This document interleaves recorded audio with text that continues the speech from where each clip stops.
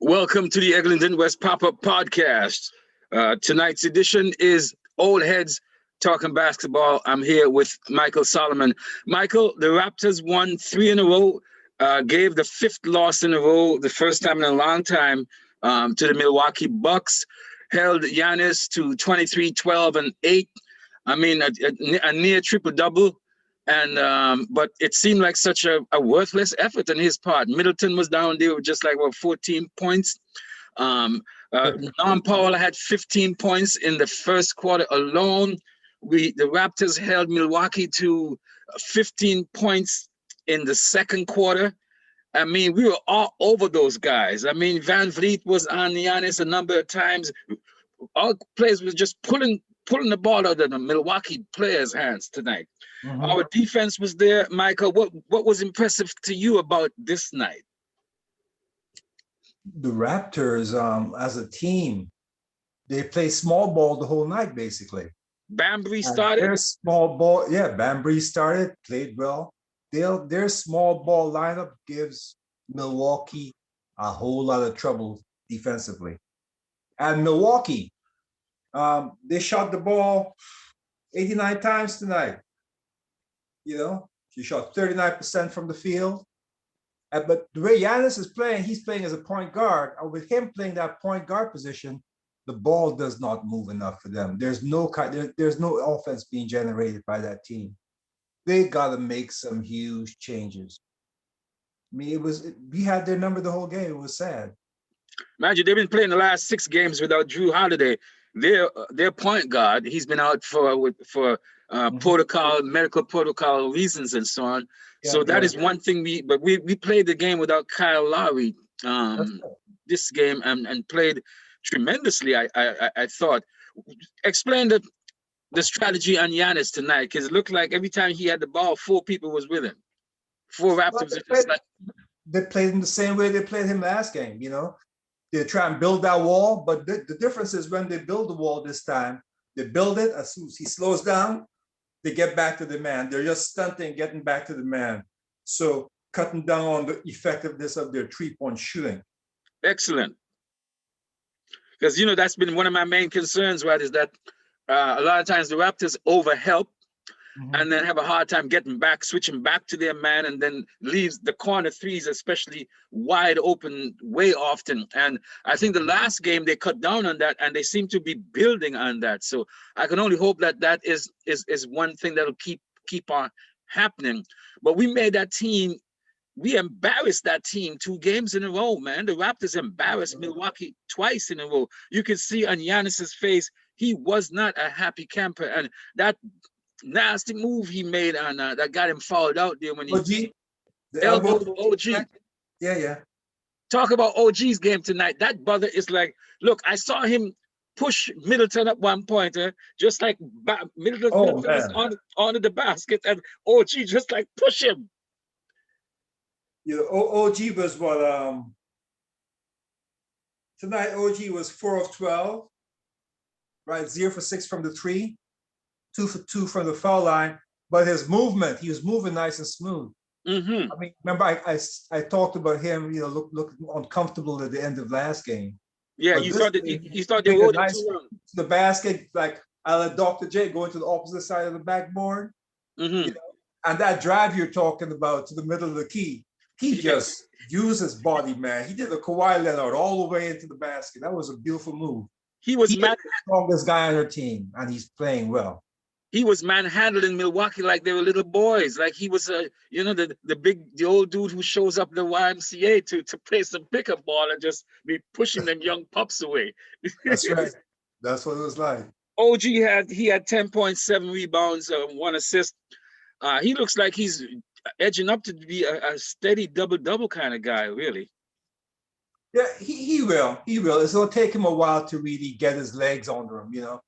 I mean, he played a lot better the first game in terms of scoring, but it'll take maybe 4 or 5 games before he gets back to his old self and starts that production. And then we are a real dangerous team. And you see now, without Kyle, you talked about what would happen if we lost Kyle. This is what would happen. Bembry stepped into the starting lineup. He played well, man. Stayed poised. His energy, his defense, his offense. Hey, man, I like that way that guy plays. He's a good teammate. And the coach seemed to be back to his old ways, old innovative ways, because I really like that lineup he pulled out that strategy last game, and you saw some of it tonight too, where you Yeah. got Baines and Boucher and some bunch of long guys out there, and the second unit that seem to, I think, going into the future, man, that can give some teams some fits. And maybe give back some redemption to Baines. Well, Baines is playing where he should be playing, coming off the bench. He's Mm-hmm. not a starter. He doesn't have that. He doesn't have that mobility to be a starter, someone you can depend on for some points and bang so much. So we still need to solve that, you know, big man, the center problem we have. However, our small lineup, our small ball lineup, which is seen to the game we're playing now, is working real well for us. Defensively, we are tough to deal with on that. Because when I looked at the change to small ball there, the last game, and I realized that they got 2 7-footers, Giannis and Lopez. Yeah, but 1 7-footer is 30 feet from the basket, and Lopez is on the side, is on the corner, looking to shoot trees. You know, so it's, although you know their size did show today, they out rebounded us in terms of total rebounds. I mean, they had 16 offensive rebounds to our 2. Mm-mm. You know, you saw that in the middle. When the ball went up, their size made a big difference. You know, we're too small. Mm-hmm. So we can get away with that now, but as we get deeper into this season, we need to pull down those offensive rebounds. Well, speaking of that, man, our next 2 challenges after we play back-to-back Friday night, back the second game with the Minnesota Timberwolves, then we got 2 with Philadelphia. That's going to be a test. Because now we're talking about, well, okay, let's see how big small ball can be when we go up against Joel Embiid. Well, let's hope Joel is injured. You know, come on, Michael. Let's hope Joel Embiid is injured. Come on, coach. Is that your strategy? Yeah, I hope he's injured. Hope that dude has the flu. Come on. Because, I don't know. We don't have much to handle this guy. If he wants to stay away from the basket and play, he plays like at the foul line a lot of the times. You know, that would be okay. But other than that, man,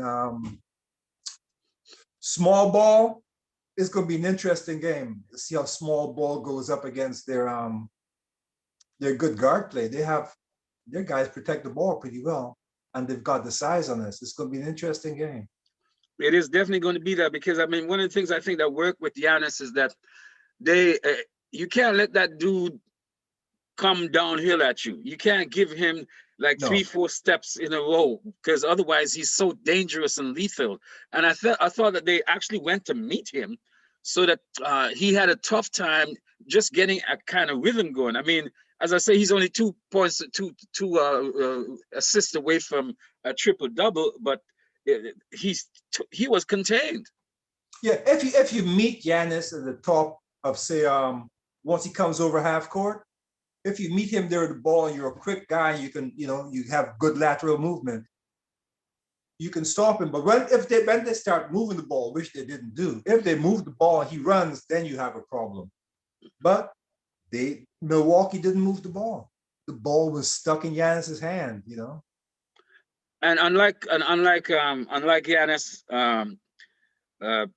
Philadelphia will have their 6'8" point guard bringing the ball up, Simmons. Yeah. And so Embiid will generally get closer to the basket than Giannis got, as you think, and will be able to start his offense. Yes, muscle his way in. What kind of strategy would you employ for Embiid tomorrow night? I would find another big man and keep fouling him. I'd use up my fouls on him. I'll let Baines take 6 hard fouls on him. Mm-hmm. That's my strategy.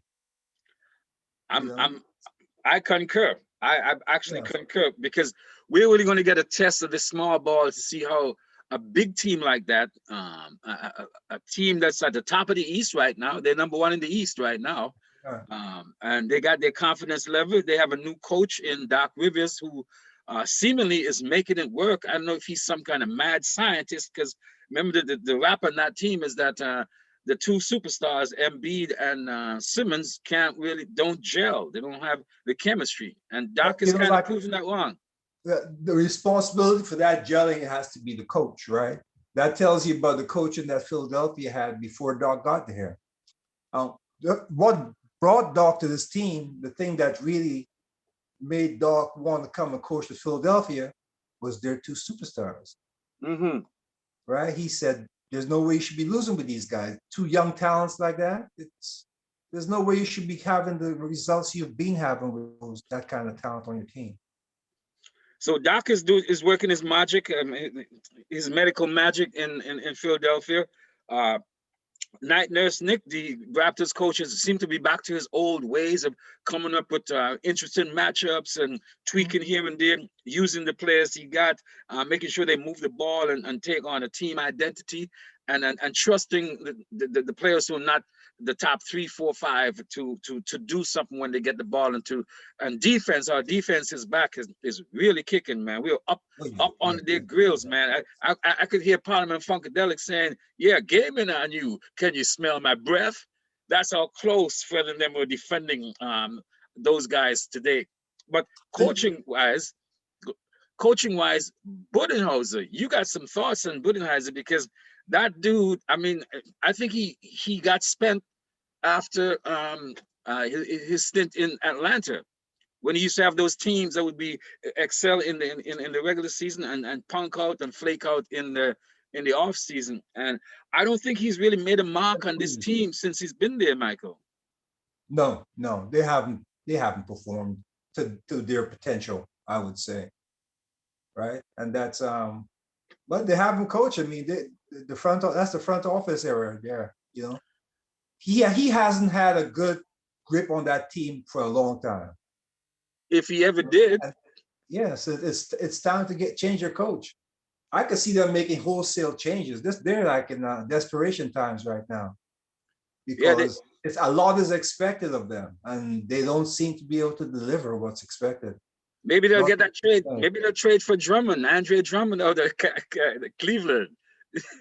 But they need ball movement, man. They need the ball moving. The ball in Giannis's hand is prevented them from having a real potent offense. They're just relying on Giannis's talent, right? That's not enough, not to win in this league. And we forced them tonight. We forced the ball out of not just Giannis, but Middleton too. So he also was pretty contained, like he's in a COVID facility and quarantine. He was contained too. But that's that Raptors defense, right? He's coming from out. Our guys are quicker than he is, although he's longer. You know, he doesn't come into the post to use his height. Milwaukee does not use their height unless the ball is coming off the rim on the rebound. Then they're all over back. But you see the vice grips of Van Vliet took the ball out of Giannis's hand. Oh gosh, boy, that dude is strong. That's a block shot, really. That was not a block shot, you could say. Took it right out of his hand. Because Fred is up in the top echelons of the league in terms of steals. Really, he does anywhere between 2 and 5 on a regular night. That guy, really. Yeah, he was just one steal tonight. You know, a big one. Yeah, one. That's it. The bench didn't do as well for us, Michael. I mean, the bench didn't do well. They came in and they played. The thing is, when the bench comes in, we're not expecting scoring from the bench. You know, they come in and they play defense. They play hard. They give the starters a blow, and then they come out. So points, if they don't score points, I'm not so worried about that. You know, they're doing everything else we need them to do. Yeah, because I didn't really realize that Paul Watson Jr. made it on the court a little bit. 0 points for him. Hey, they sent a private plane to pick up Malachi Flynn, man, from Oh, the really? from the G League bubble. He's been tearing up the G League bubble, man. Okay, So that's good. You see, that's why you do that. He went down there. He made some trouble. He came back tonight. He didn't score any points tonight, I don't think. But yeah, he looked good out there. He's yeah, he kind of defers a little bit too much, I think, but that'll come with time. he has to. He's a rookie. He's second year guy. He has to for us. You know, he's in the G League for a reason. He's playing his cards. He'll do whatever the coach says. Come in, play steady. Don't try to do too much, and he'll be good for us. Come as we get deep into this season. Mm-hmm. It seems our bench guys are getting some good time on the floor. They're getting to play. So come postseason, they should be comfortable being on the court and be able to help out at that time. Just let's hope that we use them. Well, this is it, because I was just about to say that I hope that he expands the playlist rather than contract it to like 8 as guys. necessary. As necessary, right? Absolutely. As necessary, depending on the situations. Yeah. But sometimes coaches just get into this thing, man, where they just ride their best 5 or 6 players and just like wear them out, and we have a history of that too. Other coaches on the Raptors used to specialize in that. So I'm just hoping that Nick Nurse can keep it up, because you're right, Michael.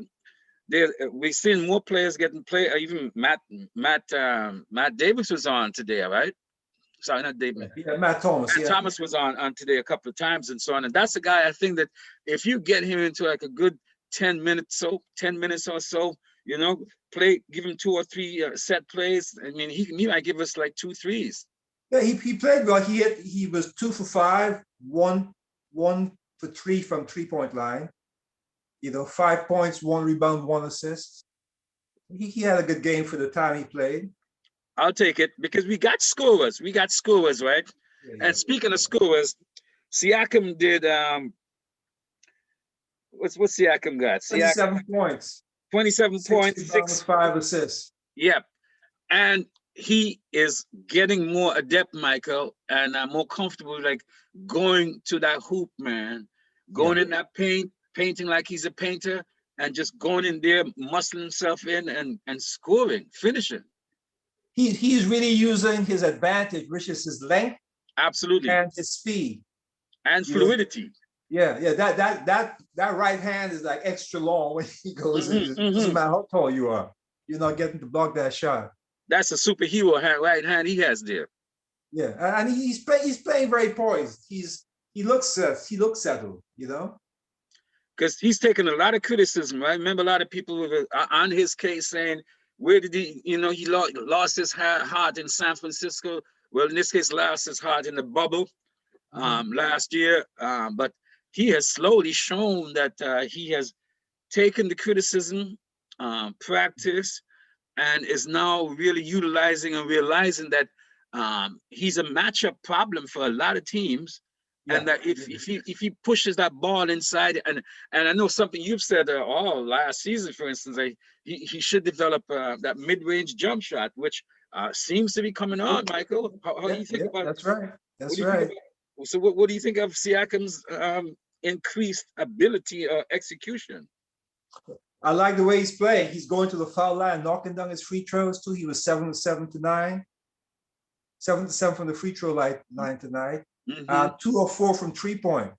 I mean, he's going to take the most shots on our team. Yes, we expect that because he's the playmaker. He's the guy that draws all the problems. He's supposedly our best player, right? And he's playing that way. I'm happy for him. After all the criticism he took, it's nice to see some vindication, some good things happening for him. Michael, I mean, I know you say, and so many other pundits say that, yes, small ball is effective, but we still really need a center. It's a bit confusing to me, right? Because we keep on saying, on the other hand, that it's a positionless league now. That not so much positions, it's like how you gel together as a team and how you use a team approach. So those two things sometimes seem to be in contradiction. That you need a boozer, especially for boozing teams with dominant centers. So is it that small ball has a shelf life that it doesn't really apply to some situations? That's exactly right, Clifton. Small ball is good when teams haven't been focusing on the big man side of the game, right? So when the other team doesn't have effective big men, small ball is the game.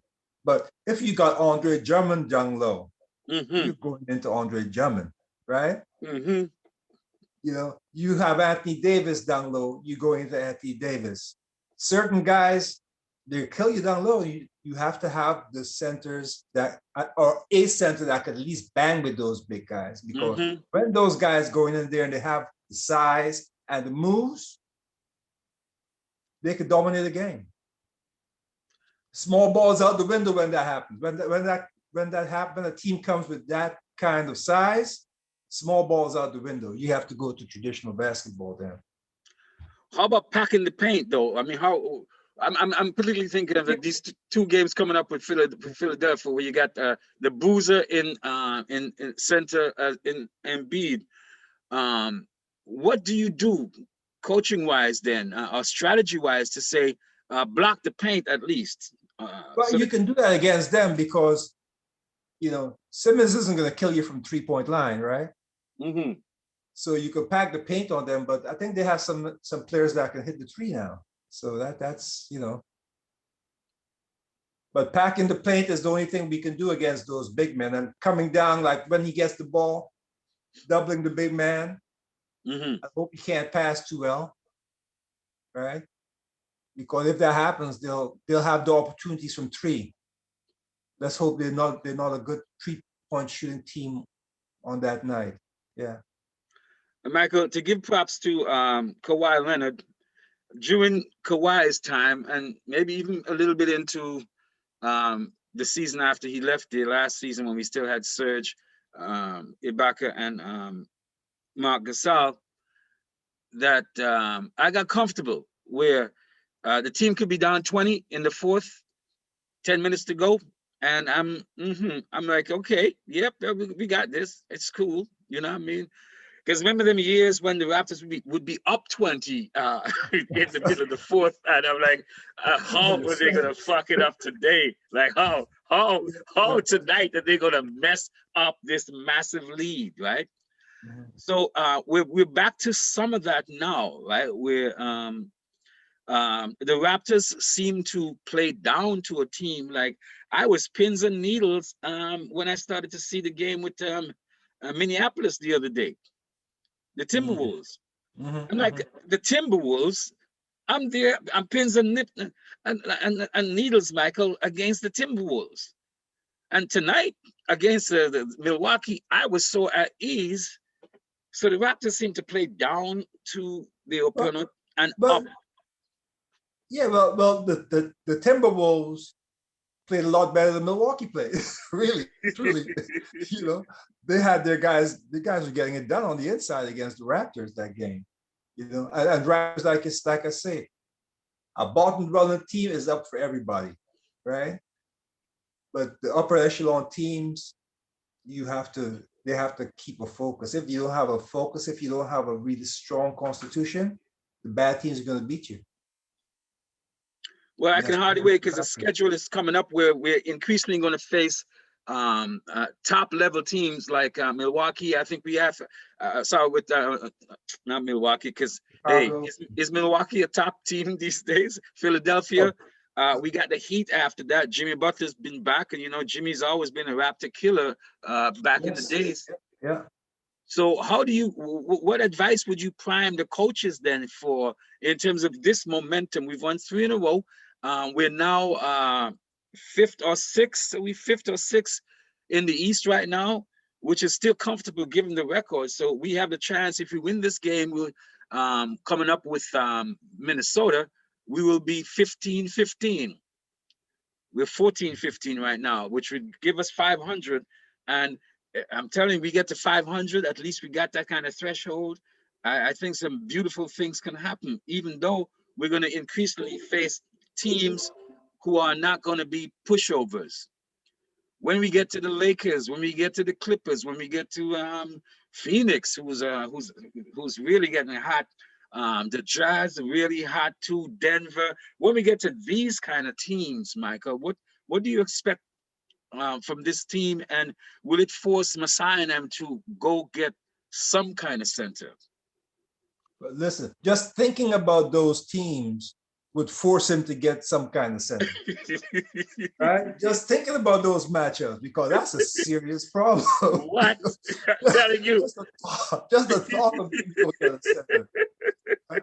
The small ball is working for us right now. You know, we cover a lot of ground on that floor, you know, and that's what we have to depend on. But we don't want to burn our guys out. You know, we have to play our bench. We're going to play small ball. We have to use the bench a lot. Excellent. And I would be going back through whatever the playlist that they used in the I keep on saying, man, the Seattle Supersonic days with Gary Payton and the Rain Man Sean Kemp.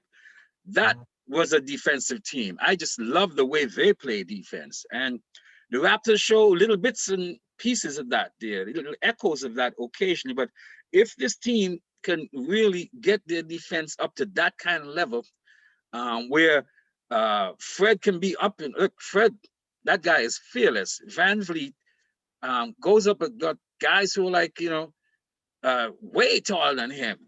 Not so much on him, bless you. I'm telling you.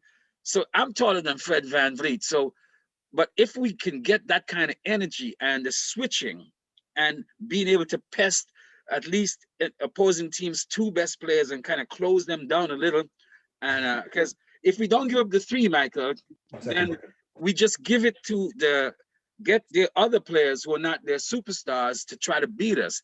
And that's what I think the Raptors did tonight. The Milwaukee Bucks is that they basically neutralize Giannis Antetokounmpo and of course Chris Middleton. So if we're able to switch, Michael, switch like the Seattle Supersonics, get up in people's grill like them, and make sure that we keep in terms of our own offense, we keep the ball moving. Norman Powell was excellent tonight. Oh man, Norman played a great game. 15 points in the first quarter, man. He had 29 points tonight, and I like the way, because Norm's big problem for years for me has been, he's like he's out of control. Gets to the rim, he can penetrate, gets to the rim, and has a problem finishing. But Michael, I can't think the last time I thought of that.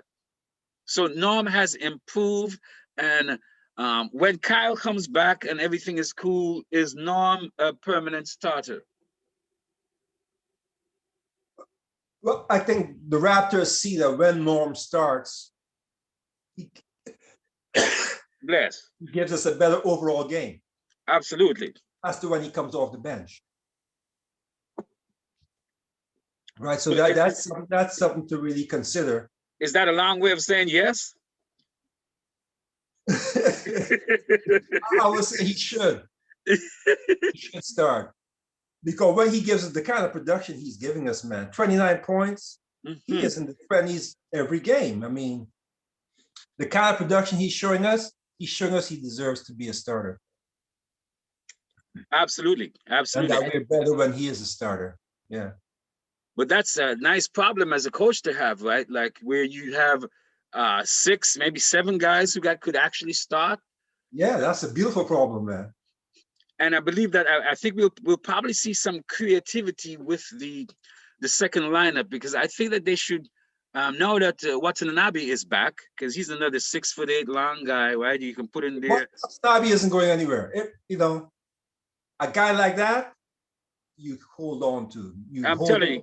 Develop him, you let him grow, because those are instincts. The things he does aren't things you can teach, right? Defense isn't something that you can teach after a while. You have to have it in you, and he's got it in him. Yeah, he's on a 2-way contract now. The Raptors have a roster spot open after they let go Len, the center, so there's a spot there.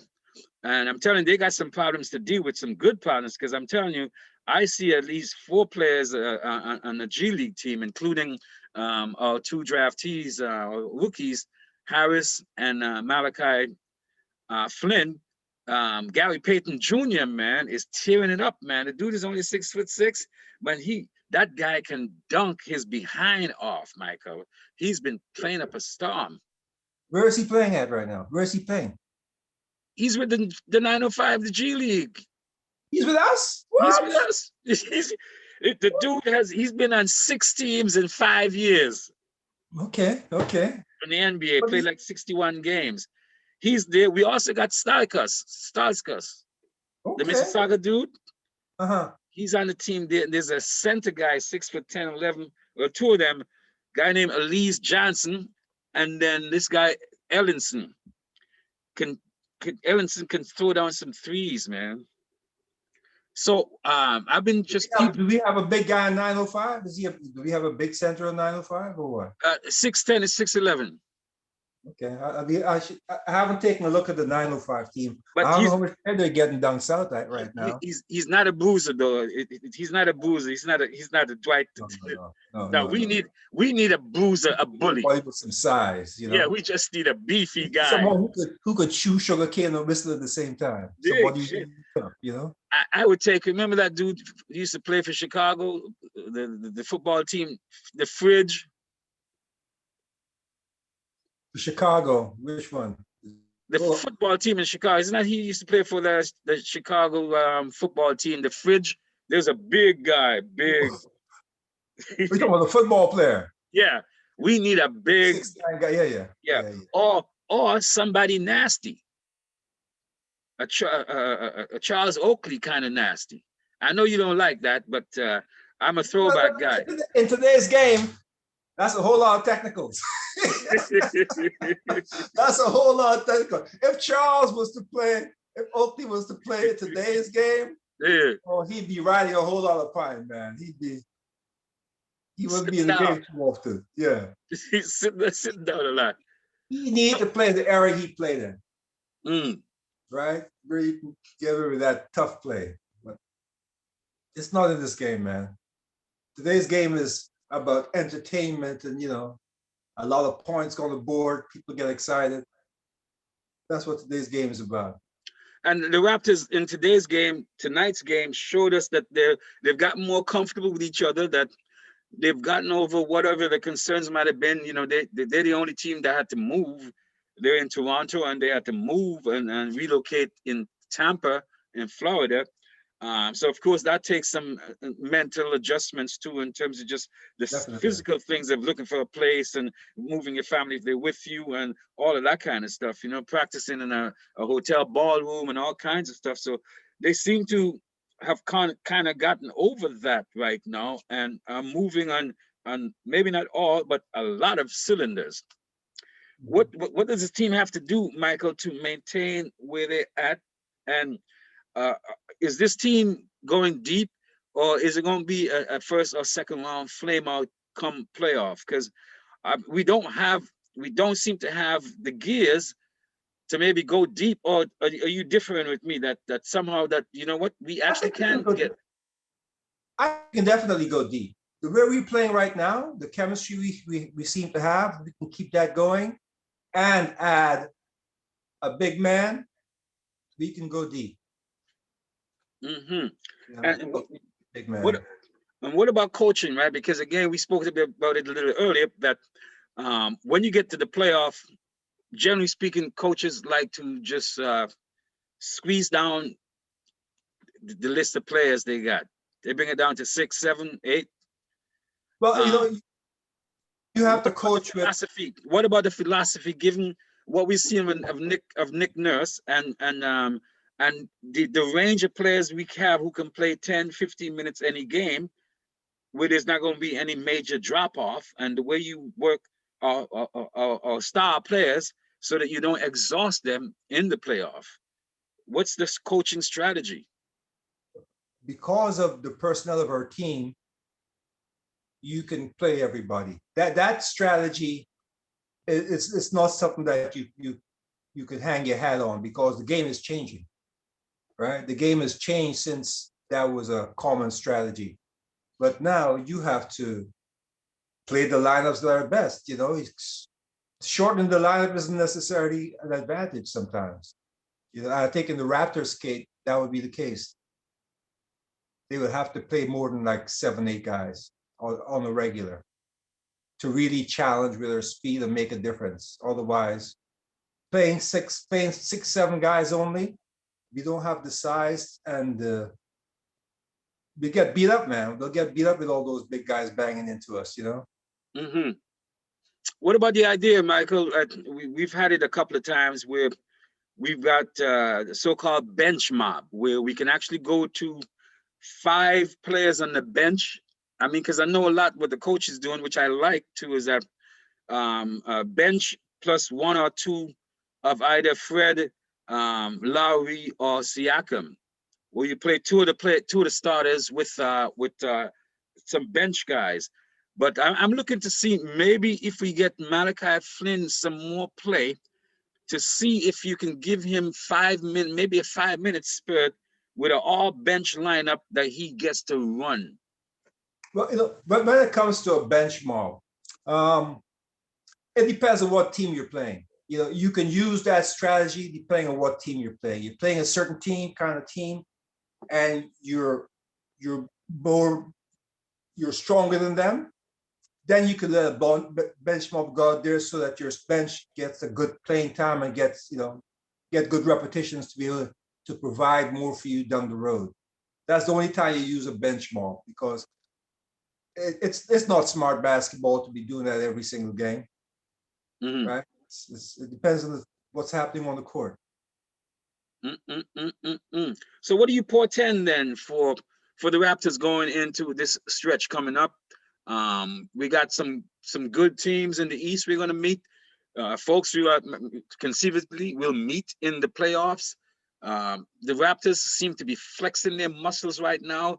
This double 2-game beatdown of Milwaukee, which you can't call nothing but some beatdown, took their lunch money and stuff, have them, you know, dreaming of us at nights and cold sweating. We just made them dudes look like boys on the court tonight, Michael. After that confidence boosting thing, man, what are you expecting from the Raptors going forward? Let's hope that they keep their poise, not get a big head because they won a couple of games, right? They keep playing like this, we're going to be, the rest of the NBA is going to be very afraid of playing us. Every team is going to be, you know, scheming to play us. They're going to be practicing extra hard to give us a problem, because we're a dangerous team. We're too quick. Absolutely, man. Absolutely, Michael. Thanks a lot, man. I'm telling you, Raptors win 110 to 96, 14. We're up at one point by 23 points. Basically, we took this game over early in the first, didn't we? From the jump, man. But Connaughton didn't look like he was going to cause some trouble when he came on the floor, but he wasn't too much trouble tonight. Connaughton for them. Oh yeah, because remember he killed us with 3s the last game, right? He was just knocking us down there, man. So whatever the Raptors did tonight, man, and defense is principally a part of it. I think, Michael, we're gonna do a little thing, man. They should bottle that. I want to bottle that, man. Bottle it there and just sip on it in dire times. Thank you so much. I agree with you. I wish we can do that. I'll have a few sips myself. I'm Clifton Joseph. This is Michael the Solomon to my left here. Old heads talking basketball. This has been the version of the Eglinton West pop-up podcast. Raptors win 110 to 96. Michael, I'll see you next time after the next game, brother. Yeah, bro. All right. My phone is not, my unit is now dying. I got 5. Hey. Bye. Yeah, bro. Bye. Take care. Yeah.